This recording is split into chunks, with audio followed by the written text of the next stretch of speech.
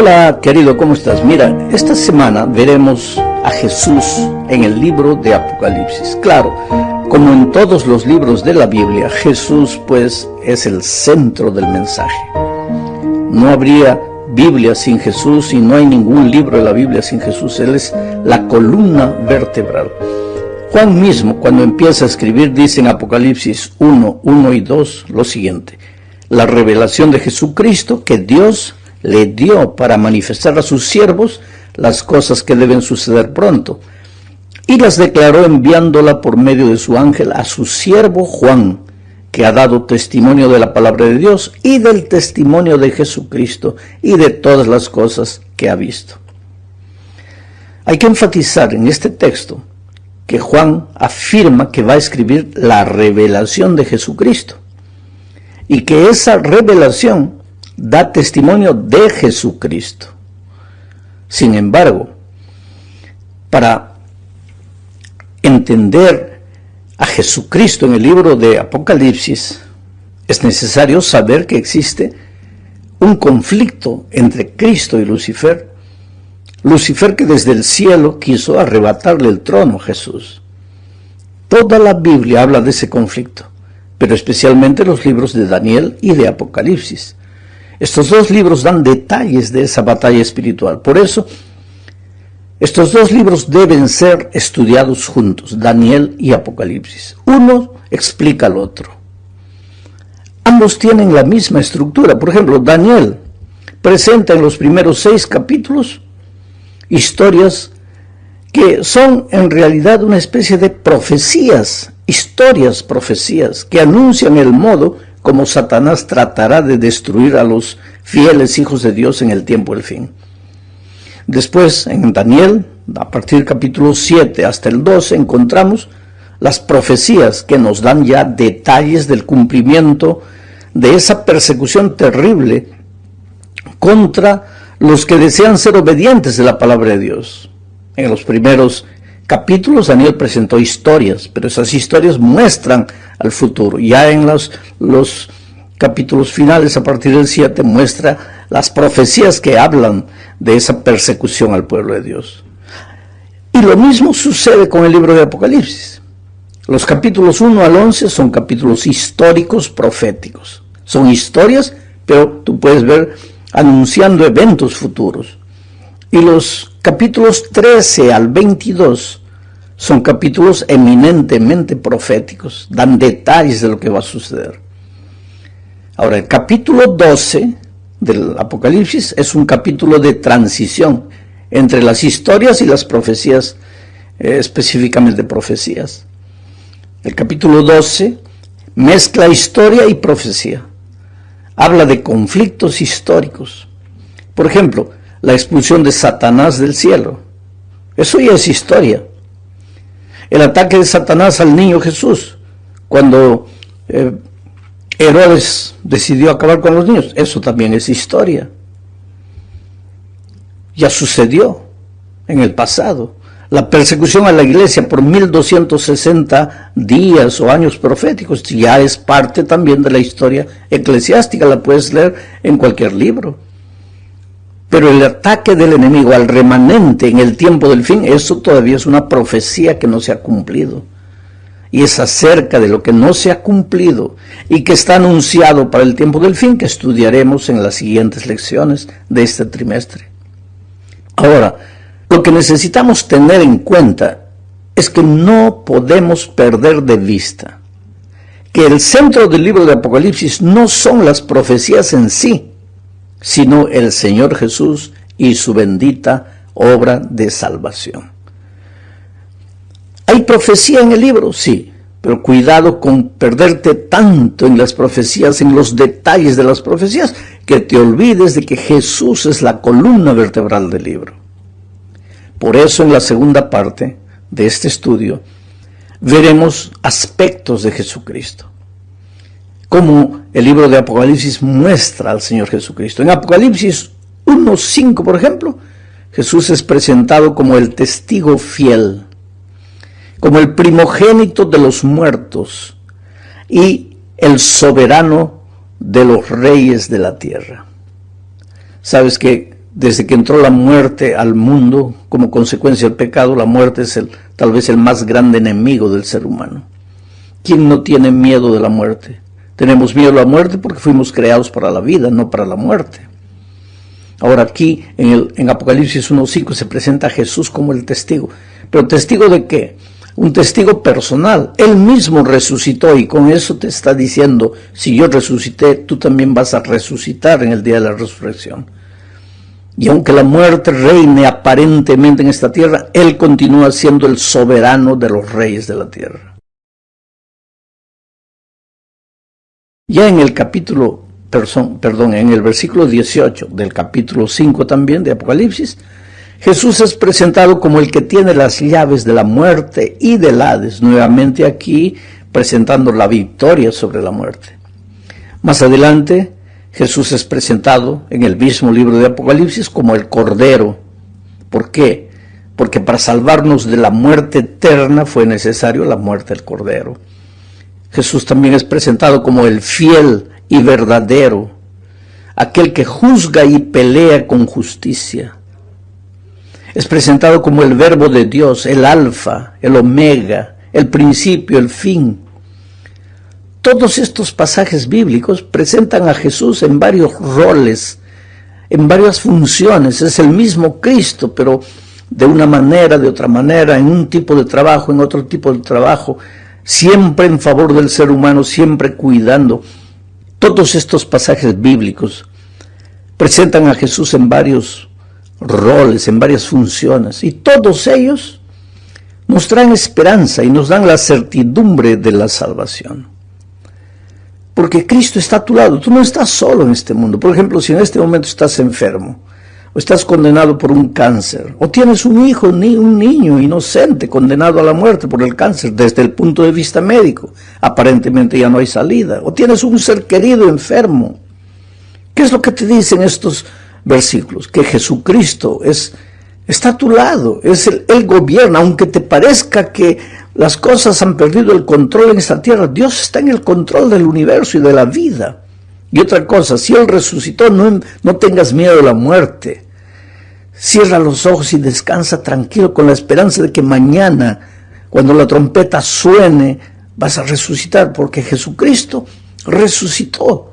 Y Él es el testigo fiel de que la promesa es verdadera. No es ilusión, es concreta. Jesús va a venir a rescatar a todos los que han muerto en esta vida como fruto de la entrada del pecado al mundo, pero que han sido fieles a Dios, han creído, han tenido esperanza, han depositado su confianza en el Señor Jesucristo. En la tercera parte de este estudio veremos que el tema del santuario también está presente en el libro de Apocalipsis. Claro, sí, el libro de Apocalipsis es la revelación de Jesucristo, y la misión de Jesucristo era salvar. El tema del santuario, cuyo centro de actividades es la salvación, pues no podía estar fuera de él. Lo que sucedía en el santuario es interesante.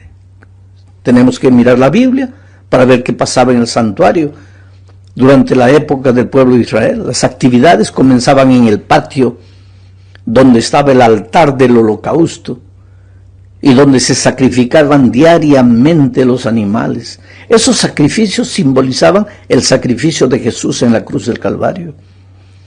Después de la muerte del animal, el sacerdote entraba al primer departamento del santuario, que se llamaba el lugar santo. En el libro de Apocalipsis, esto es representado por Jesús caminando entre los candeleros. Apocalipsis 1:13 dice, y en medio de los 7 candeleros, a uno semejante al Hijo del Hombre, vestido de una ropa que llegaba hasta los pies y ceñido por el pecho con un cinto de oro. Eso es lo que Juan vio. Era el Señor Jesucristo. Pero ahora Juan en su visión ya no está mirando el templo de Israel, el santuario de Israel, está mirando el santuario celestial allá y ve a Jesucristo paseándose entre los candeleros. Y en la tierra, en el santuario terrenal, el sacerdote se paseaba por el lugar santo después de ofrecer el sacrificio en el altar. Pues aquí en esta figura de Juan, que ve al Hijo del Hombre vestido de una ropa que le llegaba hasta los pies, paseando entre los candeleros. Vemos a Cristo en el santuario celestial. Y esta escena revela que Dios gobierna el mundo desde el santuario celestial. Él está allá. Cristo no es un Cristo muerto, ha resucitado y vive eternamente con el Padre y con el Hijo. Un solo Dios. Allá en el cielo está el centro del comando divino, y a ese lugar se dirigió Cristo después de su ascensión. Desde allí Jesús influye y dirige la lucha cósmica entre el bien y el mal. Ahora, un poco más adelante, en Apocalipsis 4, 1 y 2, leemos lo siguiente. Después de esto miré y he aquí una puerta abierta en el cielo. Y la primera voz que oí, como de trompeta hablando conmigo, dijo: sube acá y yo te mostraré las cosas que sucederán después de estas. Y al instante yo estaba en el Espíritu, y he aquí un trono establecido en el cielo, y en el trono uno sentado. Querido, ¿qué es esta puerta abierta? Esa puerta abierta simboliza el inicio de la obra sacerdotal de Cristo en el cielo. Cristo comienza su obra de juicio. Hebreos capítulo 10, versículos 11 y 12 dicen: pero Cristo, habiendo ofrecido una vez para siempre un solo sacrificio por los pecados, se ha sentado a la diestra de Dios, de ahí en adelante esperando hasta que sus enemigos sean puestos por estrado de sus pies.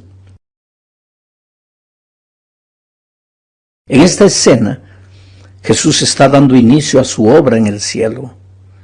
Apocalipsis 11, 19 dice: y el templo de Dios fue abierto en el cielo, y el arca de su pacto se veía en el templo, y hubo relámpagos, voces, truenos, un terremoto y grande granizo.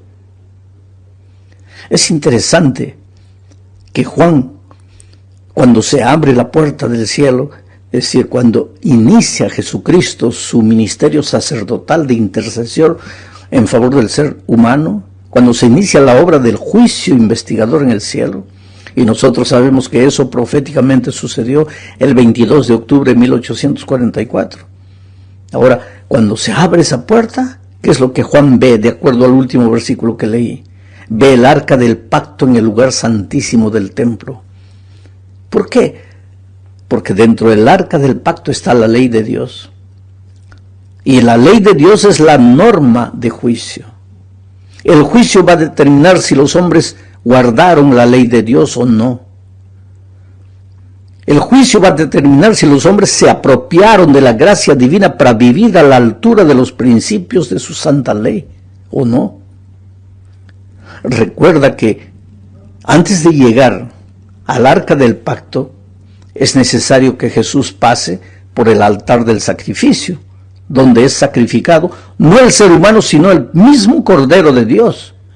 Y solo después de su sacrificio, Él entra al lugar santísimo, donde está el arca del pacto con la ley de Dios. ¿Cuál es el mensaje aquí? Que es imposible vivir a la altura de los principios de la ley sin pasar por el sacrificio del Cordero, sin bañarte en la gracia de Cristo, sin ser justificado por Jesucristo.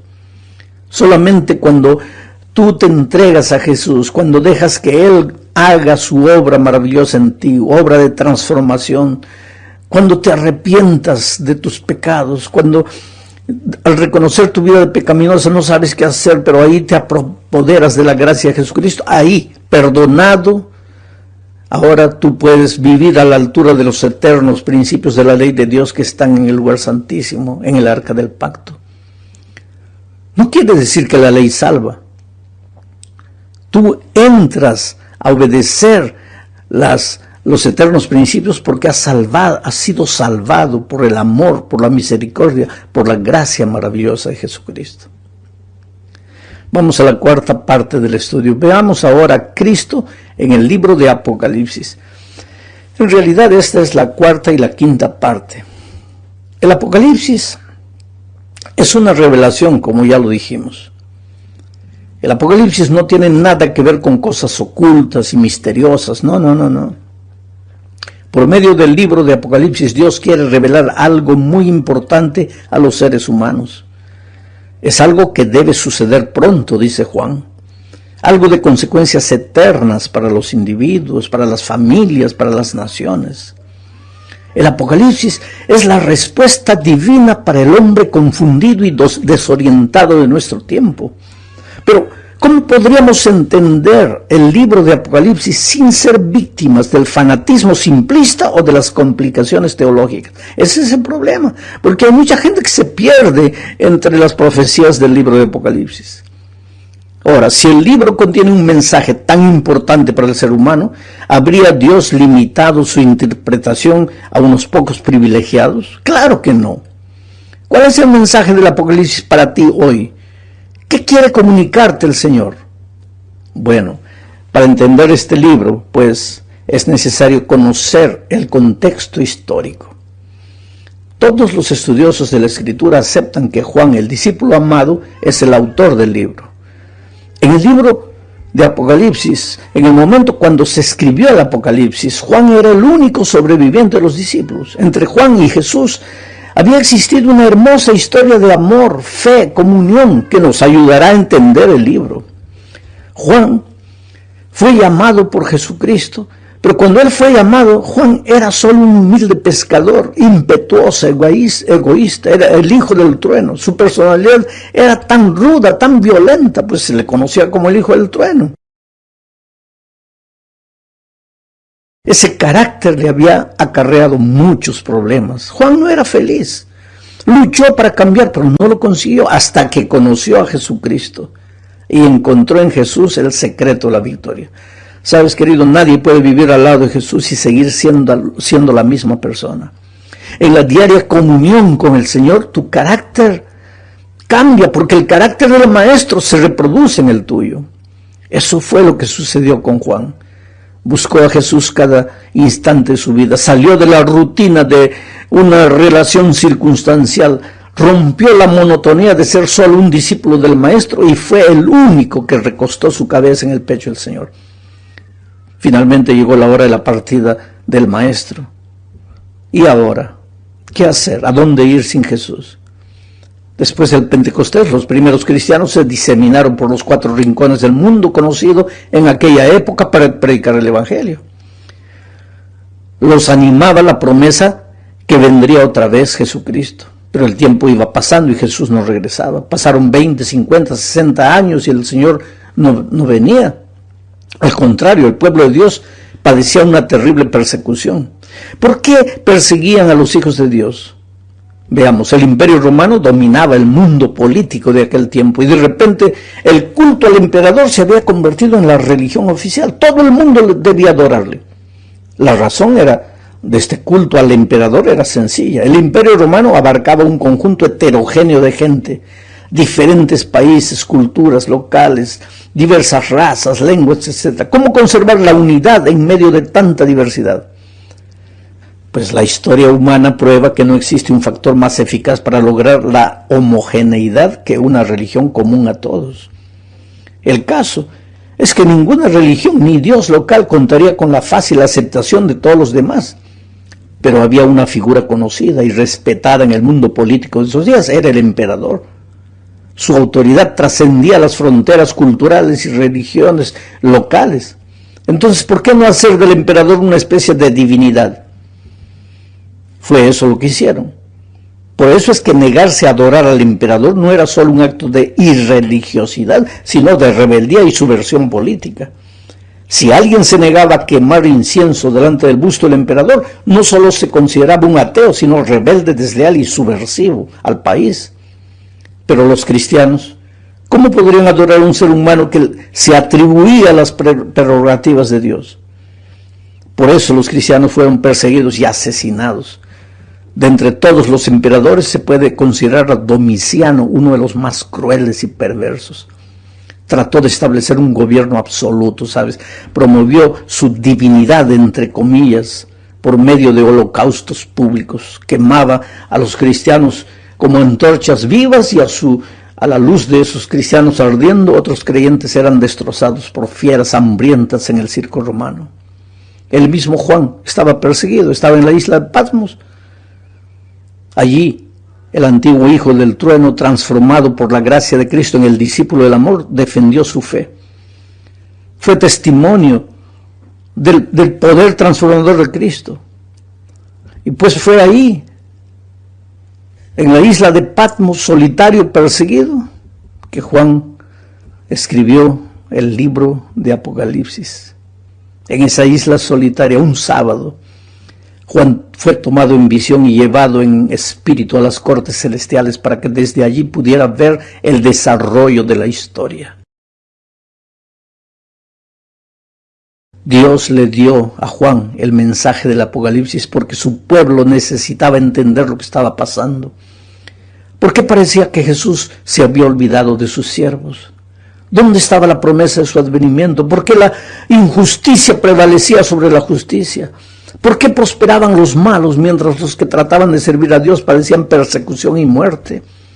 ¿Qué podrían hacer los cristianos? ¿Qué esperanza podían tener cuando ya habían pasado casi 100 años y Jesús no había vuelto? Entre ellos, entre los cristianos, no habían sabios ni poderosos. ¿Cómo podrían enfrentar el poderío de Roma que nadie se atrevía a desafiar? El pueblo se encontraba en una disyuntiva, o adoraba a César o a Cristo. Pues el Apocalipsis se escribió para fortalecer la fe de los hijos de Dios, para explicarles el porqué de esa aparente tardanza y para mostrarles el desarrollo de la historia desde esos días hasta hoy. Nada, mira querido, nada de lo que pasa hoy quedó sin ser revelado. Las guerras, la explotación social, económica, los problemas ecológicos, la explosión demográfica, el desequilibrio climático, las tragedias en el mar, la tierra, el aire, todo fue objeto de la revelación, todo tiene su razón de ser, todo tiene una explicación.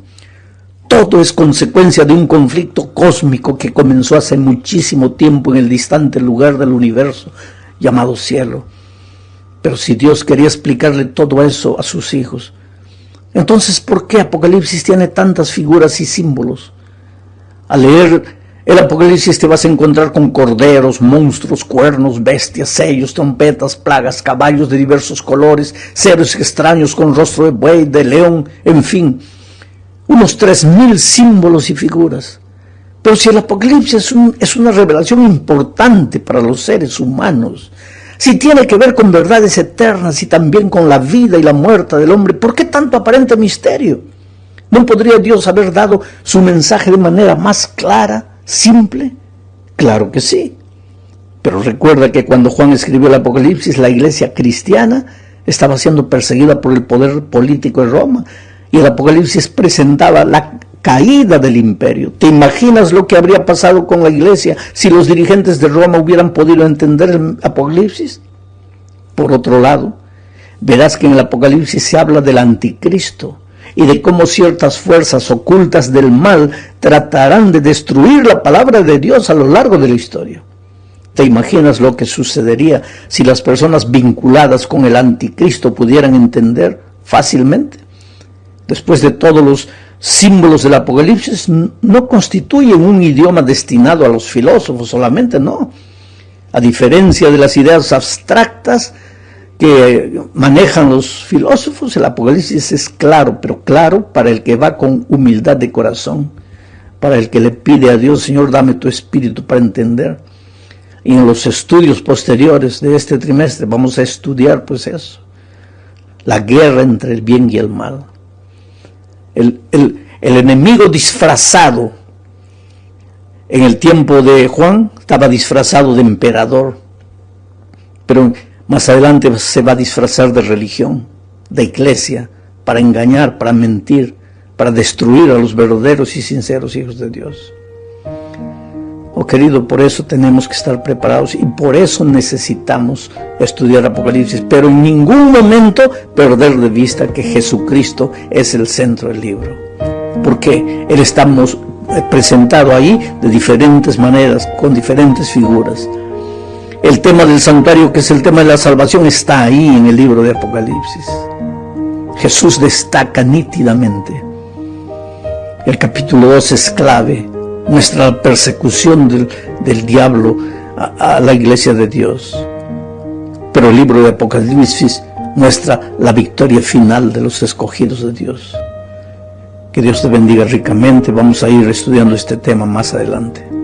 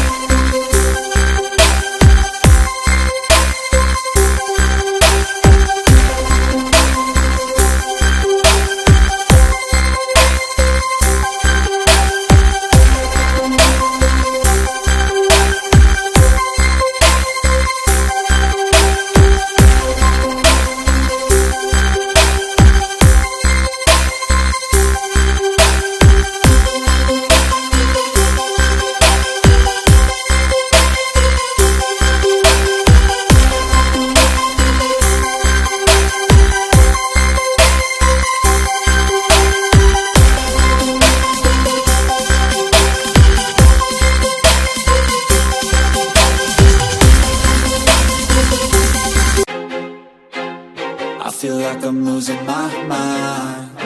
Is everybody in the world blind? Please, Lord, give me a sign, a sign. I feel like I'm losing my mind. Is everybody in the world blind? Please, Lord, give me a sign, a sign. I wanna be the greatest. Everybody on the fake shit. I look around and feel like everybody is the fakest. I make this every day and I'm impatient, hoping one day I blow up from the basement. Statement, the top is so vacant. I don't hear shit that I think is amazing. Waiting for my day when I'm playing sold out shows for 1,000 faces. Hey, give me that crown, get in my way and to be put down. It ain't your place, all this my town. If I want that shit, then I'll get it right now. I'm losing it, the noose it fits, some loose shit, a stupid myth. You choose to live or choose to dip. You choose to fight or lose your grip and lose a gift. I feel like I'm losing my mind. Is everybody in the world blind? Please, Lord, give me a sign, a sign. I feel like I'm losing my mind. Is everybody in the world blind?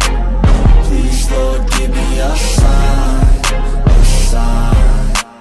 Yeah, there's no mercy in this world, just hunger-thirsty persons in different versions. Each new update, that shit worsens. Why? Pull back the curtain and you'll see the different vermin. We all have different burdens that all seem to cause disturbance. Yo, so do me a favor, don't treat me like a neighbor. Don't need the different flavors of your problems just to savor. I've got my own issues, I need a comb to get through. Don't need to groan with you, just go get your own tissue. I feel like I'm losing my mind. Is everybody in the world blind? Please, Lord, give me a sign.